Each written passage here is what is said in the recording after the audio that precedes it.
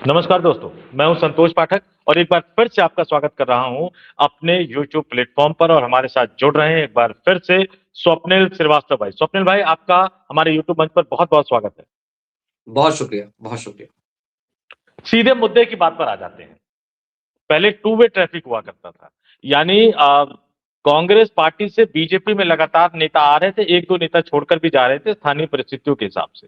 लेकिन अचानक एक नेता ने, और माफ कीजिएगा, नेताओं के कद का आकलन करना हमारे लिए उचित नहीं है, लेकिन फिर भी यहां मैं आकलन कर रहा हूं कि कोई बहुत बड़े नेता नहीं थे, पूर्व मंत्री थे, कांग्रेस छोड़कर बीजेपी में गए।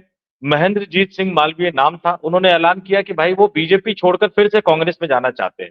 चले जाते, कोई बहुत फर्क ना तो राजस्थान की सरकार पर पड़ता, ना तो केंद्र की नरेंद्र मोदी सरकार पर पड़ता। लेकिन फिर भी लोक लाज शर्म लिहाज जो भी थोड़ा बहुत बचा हुआ था, बहुत ज्यादा नहीं कह रहा, थोड़ा बहुत बचा हुआ था, उस तमाम चीजों को धत्ता बताते हुए छापा मार दिया। आपको लग रहा होगा एक छोटे नेता पर छापा मारा, नहीं नहीं नहीं नहीं, एक दर्जन से, सिर्फ राजस्थान में एक दर्जन से ज्यादा नेता बैक टू पेविलियन जा रहे थे, यानी वो वापस कांग्रेस पार्टी की तरफ जा रहे थे। और देश भर के 100 से ज्यादा नेता, और बड़े आराम से मैं आपको बताऊंगा, आगे आंकड़ा भी बताऊंगा, वो कांग्रेस पार्टी में जाने की तैयारी कर रहे थे। तो ये छापा इसलिए मारा गया क्योंकि इसके जरिए ये साबित कर दिया गया कि भैया टू वे कम्युनिकेशन नहीं है आपके सामने, आ गए, जा नहीं पाओगे आप।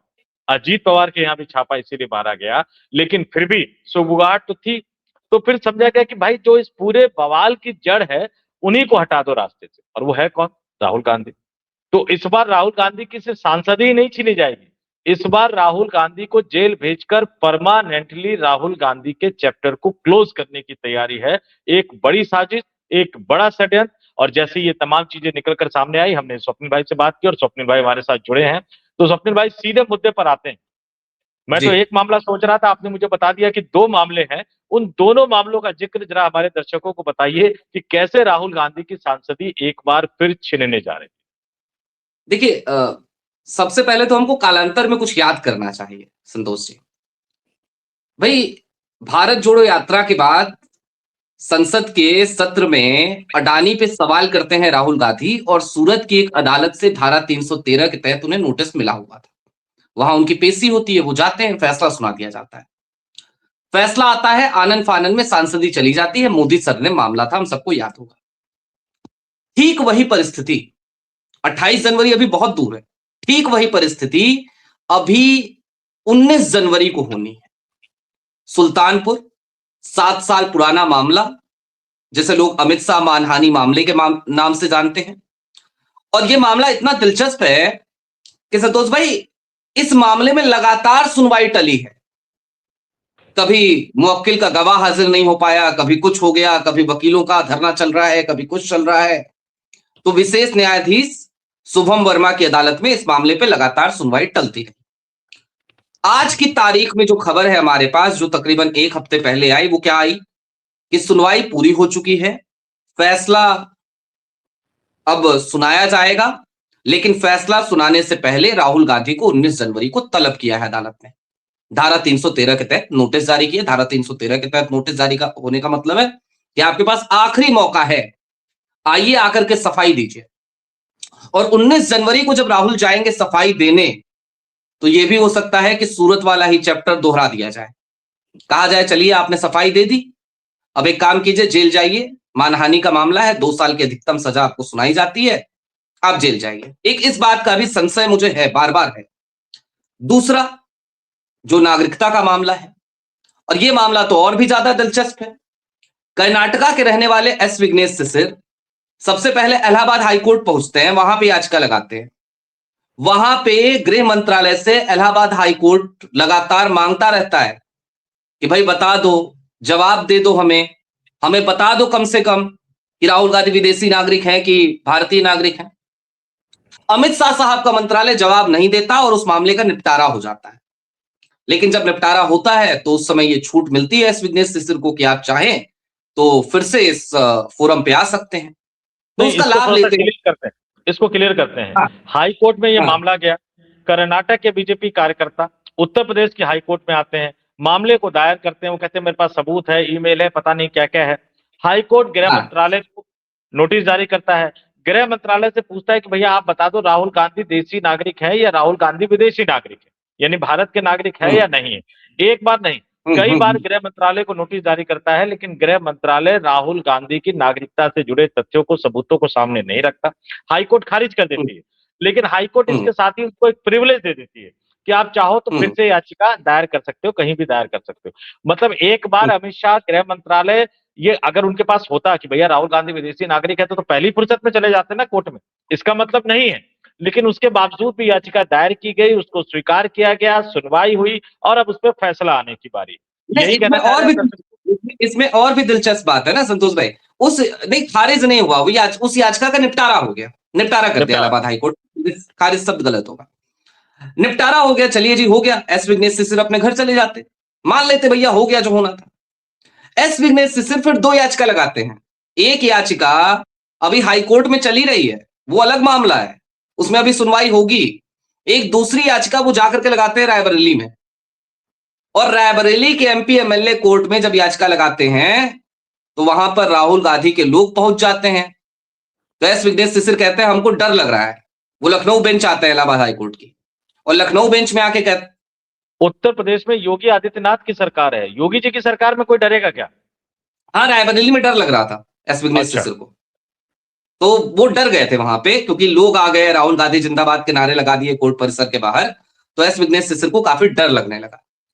हालांकि मैं आपको बता दूं, उनको सुरक्षा मुहैया कराई गई है, उसके बाद भी वो खुद को सुरक्षित महसूस नहीं कर रहे हैं, यानी कि उनका अपनी ही पार्टी की सरकार पे, डबल इंजन की सरकार पे भरोसा नहीं है शायद। है वो लखनऊ बेंच आते हैं, और लखनऊ बेंच में कहते हैं कि मेरे मामले को ना वहां से रायबरेली से ट्रांसफर कर दिया जाए यहाँ पे, क्योंकि मैं डर रहा हूं।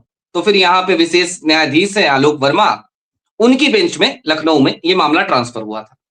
अब उस मामले में सुनवाई पूरी हो गई, और सुनवाई पूरी हो गई तो सुनवाई पूरी होने के बाद क्या कहा गया, 28 जनवरी को हम इस बात पर फैसला सुनाएंगे कि इस मामले में राहुल गांधी के खिलाफ एफआईआर दर्ज होगी या नहीं होगी। ये रायबरेली का जो मामला था, इसमें एफआईआर दर्ज कराने की मांग की गई थी, ये याचिका लगाई गई थी। तो ये दो जगहों पर ये मामले चल रहे हैं। एक 19 जनवरी को राहुल गांधी को पेश होना है सुल्तानपुर, लेकिन मुझे लग नहीं रहा वो पेश हो पाएंगे। उनके वकील ही पेश होंगे, निजी तौर पे वो नहीं जा पाएंगे। इसके लिए राहुल के कई कार्यक्रम लगे हुए हैं, तो मुझे उम्मीद नहीं है कि राहुल उस दिन जा रहे हैं।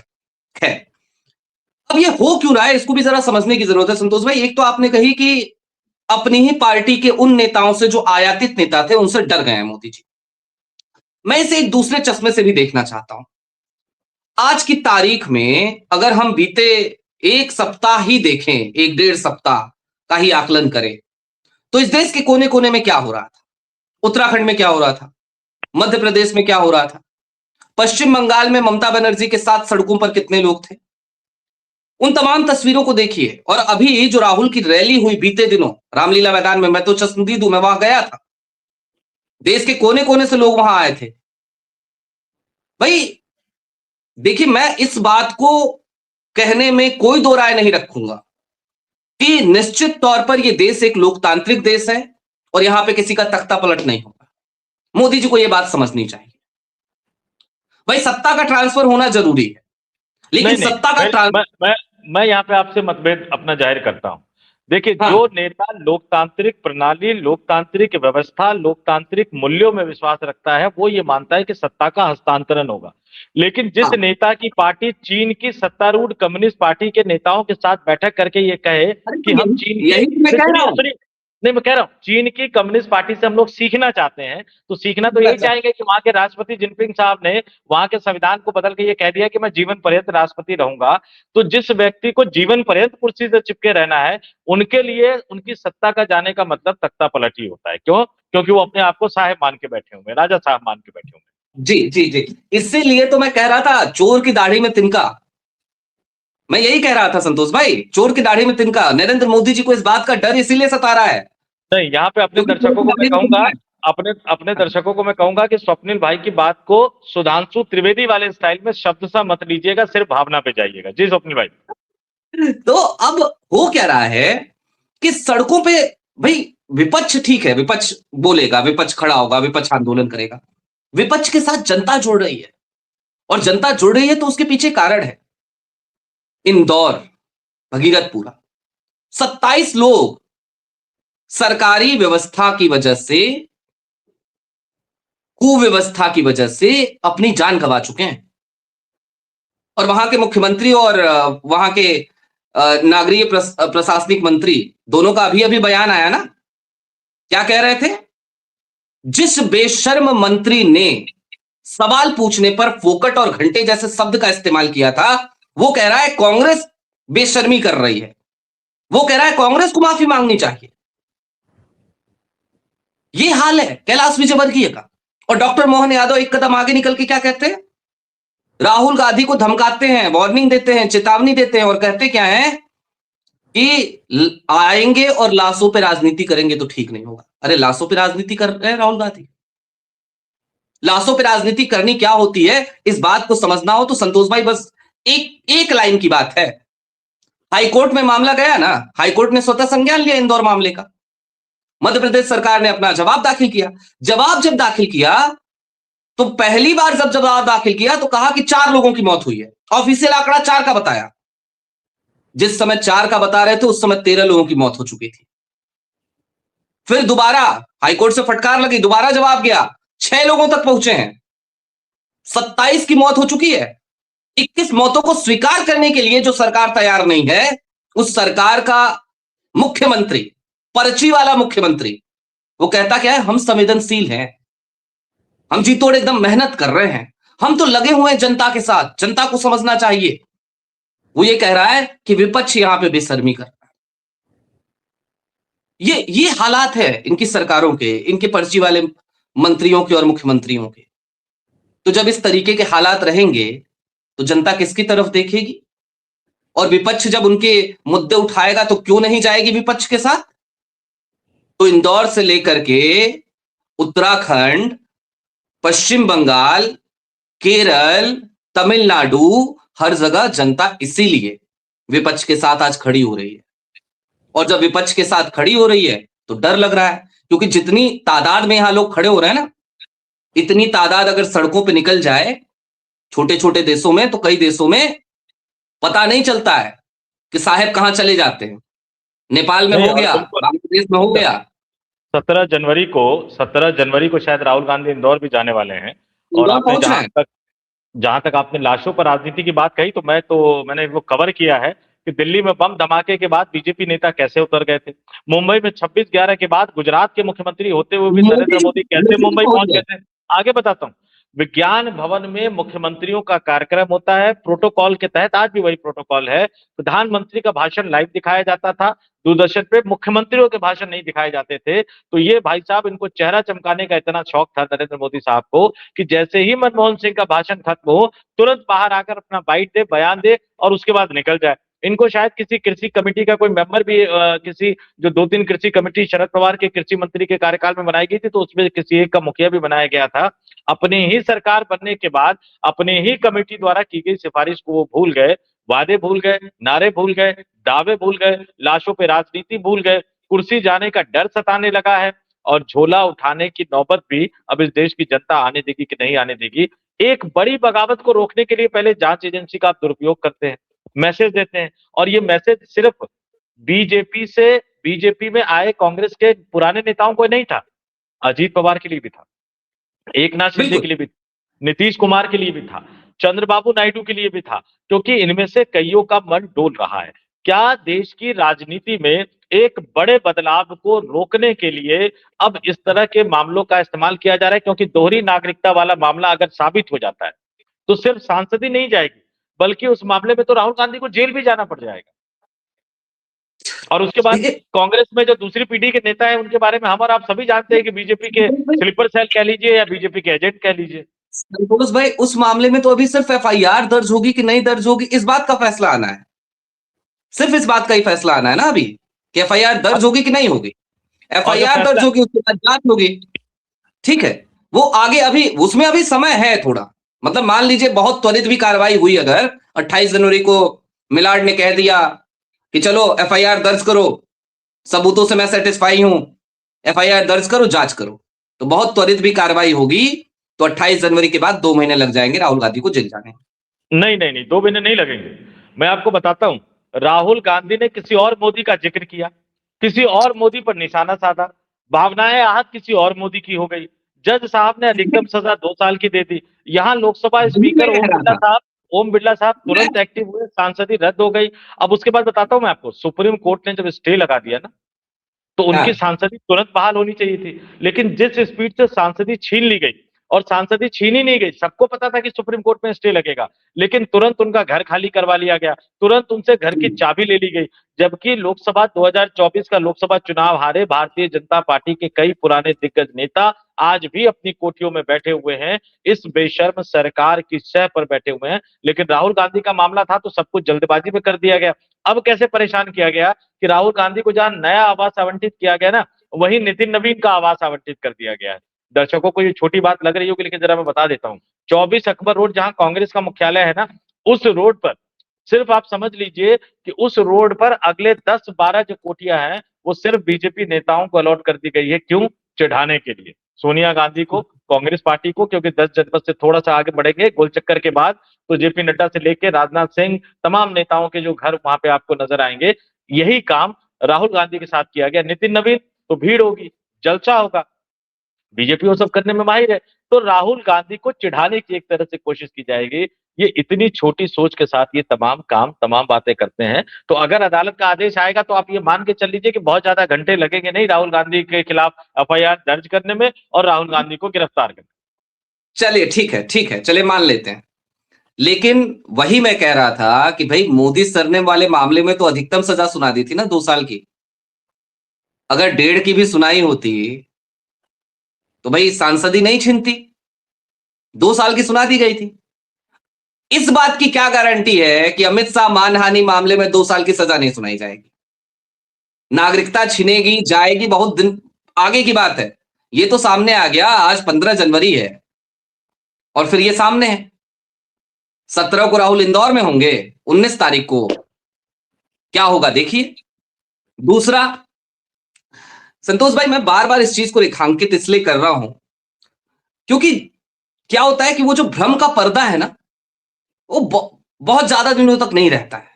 मोदी जी के कई भक्त आज भी अंधभक्त जरूर हैं, लेकिन अब आज की तारीख में पूरा देश भक्त है, ये नहीं कहा जा सकता। तमाम भक्त, उनका हृदय परिवर्तन हो गया। जो पढ़े लिखे भक्त थे, जो थोड़ा बहुत सोचते थे, जिंदा दिमाग वाले थे, उन सबका हृदय परिवर्तन हो चुका है। मैं कईयों से अब मिलता हूं, कई तो मेरे अच्छे दोस्त हैं, कुछ मेरे रिश्तेदार हैं, जो एक समय पे एकदम मोदी मोदी करते थे और ऐसा लगता था कि जैसे मोदी जी को अगर कुछ बोल दिया तो डिनर टेबल पे रखा हुआ डिनर सेट मेरे ही सर पे ना बच जाए। तो मैं भी मजे लेता था उनके साथ। आज की तारीख में मैं कुछ कहूं या ना कहूं, वो मोदी को क्रिटिसाइज करने में आगे रहते हैं, वो क्रिटिसाइज कर रहे हैं। तो उन सबका हृदय परिवर्तन हमने देखा है। और ये जो हुजूम उतर रहा है, ये हुजूम इसी वजह से उतर रहा है। और जब जनता सड़कों पर उतरती है ना, तो हर तानाशाह को डर लगता है। और आज की तारीख में अगर कोई कहे कि नहीं नहीं कैसी बातें कर रहे हैं, मोदी जी चुने हुए प्रधानमंत्री हैं, तानाशाह थोड़ी हैं, तो मैं माफ कीजिएगा, इस बात पे भरोसा नहीं कर सकता। इस देश में बस वो तानाशाह शब्द का इस्तेमाल नहीं हो रहा है, लेकिन लोकतंत्र को तानाशाही प्रवृत्ति के तरीके से ही हाका जा रहा है। यही चल रहा है और इसीलिए मोदी जी को डर लग रहा है। और डर लग रहा है तो सबसे बड़ा, मैं एक बात और बता दूं, इस देश में एक ही नेता है जिसको आप देखेंगे तो अडानी से समझौता नहीं करता है, अडानी से मिलता नहीं है, अडानी सामने पड़ जाए तो मुंह घुमा लेता है। अभी ये घटना हुई भी थी। अंबानी से कोई लेना देना नहीं है। अंबानी उसके घर आए, आकर के इनवाइट करे, उसकी माता जी के साथ बैठे, तो वो औपचारिक मुलाकात भी मुश्किल से 10 मिनट की होती है और उस बीच में वो आदमी कहीं और चला जाता है। अंबानी जी की बेटे की शादी होती है, सारे नेता वहां पहुंच जाते हैं, ये आदमी चुपचाप अपने नीले रंग की एक टी शर्ट पहनता है, जाके कहीं पिज्जा खाने बैठ जाता है। उसका नाम राहुल गांधी है। बाकी सब कॉम्प्रोमाइज हो जाते हैं, ये आदमी कॉम्प्रोमाइज होता नहीं। जो कॉम्प्रोमाइज हो जाते हैं उनसे कोई दिक्कत थोड़ी है। और इसमें राहुल के बहुत, जिन लोगों को लोग कह देते हैं राहुल के दोस्त, ऐसे दोस्तों की भी कमी नहीं है जो कॉम्प्रोमाइज ना होते हो। तो ऐसे में राहुल गांधी सबसे बड़ा रोड़ा है उनको कैसे निपटाया जाए, तो उसके लिए ये खेल करने की तमाम कोशिशें की जा रही हैं इस समय, और ये चल रहा है। जी। नहीं, कई बातें याद आती हैं, बिल्कुल सही बात, कि इंदिरा गांधी जब दोबारा प्रधानमंत्री बनी और वो लगा कि भारत के रास्ते में आने वाले वेस्टर्न पावर को वो पूरी तरह से इग्नोर कर देंगी, तो इंदिरा गांधी को रास्ते से हटा दिया गया। राष्ट्रीय सुरक्षा के मसले पर राजीव गांधी ने, ठीक है, नए प्रधानमंत्री बने थे, कई गलतियां की, लेकिन जब वो अड़ने वाले थे तो उनको भी एक तरह से रास्ते से हटा दिया गया। आपने अडानी का जिक्र किया, बहुत अच्छा जिक्र आपने कर दिया कि अडानी के मामले में आज की तारीख में इंडिया गठबंधन तो छोड़ दीजिए, सिर्फ कांग्रेस पार्टी में भी एक ही नेता है जो अड़ा हुआ है। तो पॉलिटिशियन और बिजनेसमैन का जो गठजोड़ है, वो कहीं ना कहीं चाहेगा कि Rahul Gandhi main stream politics से अलग हो जाए, और अलग होने का एक ही तरीका है कि सांसदी छीन लो, और सांसदी छीनने के बाद उनको जेल दे दो। तो दो तारीखें स्वप्निल भाई ने बताई है, शायद 19 जनवरी और 28 जनवरी। 19 जनवरी और 28 जनवरी, और सांसद, तो हम और एक बात और, सांसदी छीन के भी आप कुछ नहीं कर पाएंगे। इससे तो पहले बिल्कुल भी हम आपने सांसदी छीनी थी, वो सड़क पे उतर जाता है, कहीं भी जाके बैठ जाता है, लोगों से मिलने लगता है, क्या कर लोगे आप सांसदी छीन के? तो 19 जनवरी उसकी और या तो अट्ठाईस नागरिकता जनवरी छीनो या उसको जेल भेजो, वही तरीका है।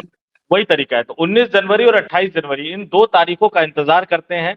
जो नेता कांग्रेस से बीजेपी में चले गए वो छटपटा रहे हैं, वापस आ नहीं सकते, वापस आएंगे तो एजेंसी को उनके घर का पता तो पता ही है।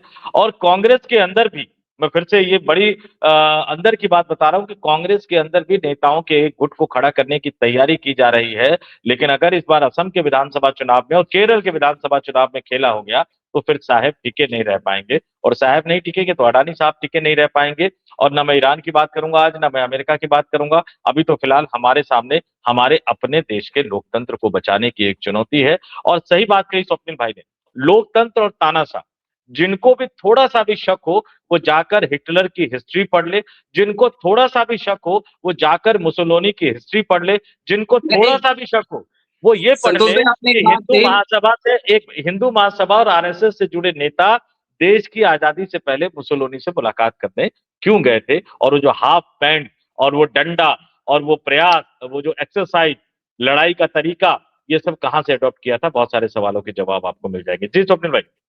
मैं बस एक चीज कह रहा था, आपने हिटलर का जिक्र किया। हिटलर की लोकप्रियता जर्मनी में वही थी जो आज प्रधानमंत्री नरेंद्र मोदी की पिछले कुछ दिनों पहले से थी। हिटलर ने जब पहली बार सभा करी थी और बसेस में लोग आए थे, और जब उसने पहला भाषण दिया था जहां से उसकी राजनीति की वो शुरुआत होती है, तो उस समय पे सबसे चमकता सितारा था। जर्मनी के लोगों को भरोसा था फर्स्ट वर्ल्ड वॉर के बाद कि जो आत्मसम्मान लूटा है ना, वो यही आदमी लौटाएगा।